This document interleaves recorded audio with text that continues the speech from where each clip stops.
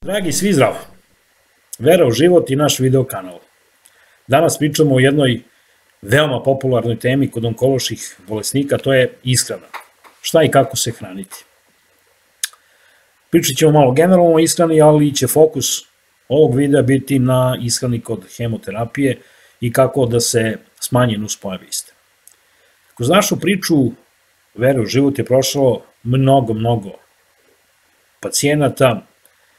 I sad pričamo o hrani, znači ljudi koji su se različito hranili kroz svoj život. Prošlo je vegana, vegetarijanaca, frutomana, makrobiotičara, presnojeda, ribojeda, mesojeda, svaštojeda. I svi oni su negde oboleli. Bez obzira što su se dugo godina tako hranili. I tu se sad postavlja jedno pitanje, znači ovo je čista empirija, a šta je to i zašto se to tako dešava? Znači hrana nije negde ono što bi moglo da spasi čoveka, a s druge strane da, apsolutno da. Zašto? Jer je reč o načinu šta unosimo u svoje telo i kako čuvamo svoj imunni sistem, ali to u nekom drugom videu. Da se vratimo sad na ovu priču ishrana kod hemoterapije. Prva stvar koju urade onkološki bolesnici kad se razbole, izbace iz svog jelovnika meso. I mi postavimo svi glupo pitanje, zašto? Vi imate trigliceride i holesterol, srčane probleme. Što ste izbacili meso? Znajte, tumorska ćelija se hrani isključivo glukozom i ničim drugim. Znači šećerom. Mi glukozu unosimo ugljenim hidratima u naše telo. Da li je to šećer, fruktozni šećer, med, jedna kašika meda vam je ko 1,8 kašika šećera, visoko fruktoznog, ali je šećer. Unosimo ga kao skrob, brašno, jer se on pretvara kasnije u glukozu. Kako god da ga okrenete, svi ugljeni hidrati se negde na kraju u našem telu pretvore u glukozu i to direktno hrani tumorsku ćeliju. Da vam to objasnim malo slikovitije. Najnoviji screening koji su razvili Amerikanci unazad 2 godine, kada se traži lokalitet gde je tumorska masa, izgleda ovako. Ubrizgava se glukoza intravenozno u pacijenta sa veoma malo kontrasta u sebi i onda snimaju. I šta snimaju? Snimaju infrared. Tačno tamo gde je tumorska masa, ona zrači mnogo više crveno, to je krene da se hrani i zrači energiju. Znači to je apsolutno dokaz da se tumor hrani isključivo ugljenim hidratima, to jest glukozom. I to je ono čemu trebate da razmislite za vreme svoje onkološke bolesti, znači probajte da bolest ne hranite, ako ikako moguće, nemojte hraniti glukozom. Sad, da se vratimo na nuspojave hemoterapije i ishrane kod hemoterapije. Vi kad primite citostatik kroz vaše telo, on kad prođe, on na svom putu uništava sve ćelije koje se brzo dele.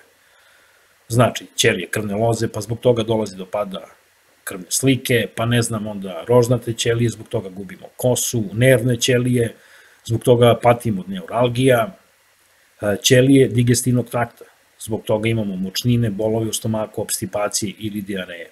Zato vam i daju, ne znam, kontrolok ili ranisan, klometol, da bi smanjili te nuspojave.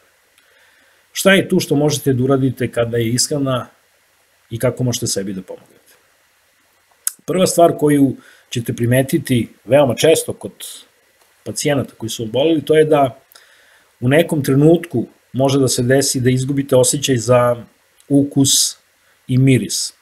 Tada možete sebi da pomognete tako što ćete u ishranu ubacivati što je god moguće više začinskog bilja, tipa bosiljka, nane, malo većim količinama, malo više belog luka i tako dalje, da biste probili taj metalni i odvratni ukus s ustima, jer kad nemate ni miris ni ukus, onda vam se i ne jede.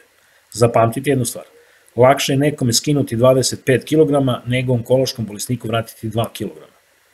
A zdravlje i snaga na usta ulazi, stara naša izreka. Druga stvar koja je veoma bitna, da za vreme hemoterapije jedete slaninu, to je jednu belu sapunjaru, jer znate kako, pod dejstvom želudačne kiseline, masti, se pretvore u saponine i obloži štite sluzokožu digestivnog trakta. Znači, na jedan prirodan način da probate sebi da pomognete. Druga stvar o kojoj trebate apsolutno da razmišljate, to je kako da obnovite čim pre moguće sluzokožu digestivnog trakta, pogotovo creva. Tu će najviše da vam pomognu supe od kostiju. Evo vam jedan mali primjer. Nabavite onu veliku goveđu kost kod nekog mesara, zamolite ga da vam isporcijaši na 2-3 dela i to kuvate na 2 sata u loncu. Posle bacite onu kost i ostane vam bujan. Taj bujan kad se ohladi isporcijašite, stavite u zamrzivač i od toga svaki dan pravite supe ili čorbe. To je jedan od načina kako možete sebi puno da pomognete. Treće. Smanjite unos presnog povrća. Zašto? Zato što kada je presno povrće unešeno, našem želucu treba mnogo više vremena da ga svari. Znači, on će lučiti mnogo više kiseline, a to će vas više iritirati. Znači, za vreme trajanja hemoterapije gledajte da barem blanširate povrće. Primetit ćete da vam nešto od hrane ne prija. Izbegavajte, ako je ikako moguće. Znači, gledajte da jedete ono što vama najviše prija. Trudite se da jedete čak i na silu neki put ako ne možete, to je veoma važno. Vratite snagu i energiju svome telu. Nemojte mnogo da razmišljate sad o nutritivnim vrednostima. Bitno je da unosite energiju i bitno je da ne gubite masu. Morate da pazite i na to da jedete malo češće, pomalo, jer tako želudačna kiselina manje će da ošteti zidove vašeg želuca. To je jedan od načina da sebi pomognete. Još mnogo tih ostalih stvari vezanih za ishranu kod hemoterapije možete vidjeti na stranicama našeg sajta. U krajnjem slučaju, ako imate nekakve nedoumice, imate naš broj telefona, pozovite nas, tu smo, sve što znamo mi, znaćete i vi. Probajte da razmišljate kada je ishrana u pitanju prirodno, što je god moguće prirodno. Normalno, da ne zaboravim, još jednu stvar moram da vam podvučem, probajte da iz ishrane izbacite apsolutno sve što je industrijsko. To vam sad u ovom trenutku, pogotovo kad ste na hemoterapiji, kada ste pod atakom, da tako kažem, citostatika na vaše telo, samo vam još i aditivi fale vašem organizmu, to je vaša jetri koja mora s tim da se bori.